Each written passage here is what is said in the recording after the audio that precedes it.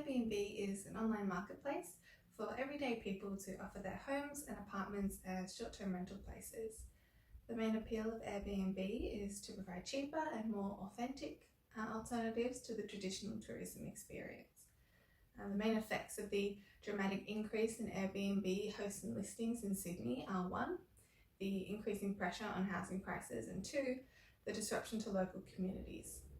Especially in Sydney, housing affordability is already a major concern, and the conversion of properties into Airbnb listings is now further reducing the supply of homes and long-term rentals in local areas, and thus increasing the prices even further. Considering the community aspect, the increasing number of Airbnbs means that locals and tourists are moving in and out of these residential areas so often that the dynamics of neighbourhoods have changed and the connections between people have weakened. Many neighbours have also voiced complaints in regard to noise levels, drunken behaviour and abuse of community facilities and so on. As for a solution, I propose that we move to implement a policy to set a minimum requirement for the length of rental stays and also a limit on the total short-term rental days per year. I think that this is a relatively simple policy to implement in order to slow the growth of Airbnbs and start to control the extent to which they are reshaping our local communities. By imposing this cap on total rental days, it can help to reduce the number of short-term leases and hence lessen the impact on long-term property prices.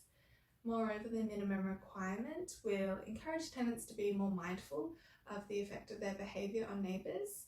This is because as they increase their length of the stay, there's a greater incentive to care about the surrounding community. Furthermore, it will reduce the ease with which properties are leased out and also the frequency as it will be a longer commitment. This may also impact people's perceptions of housing as just a commodity and reinforce the initial purpose of Airbnbs, which was to be able to experience life as a local.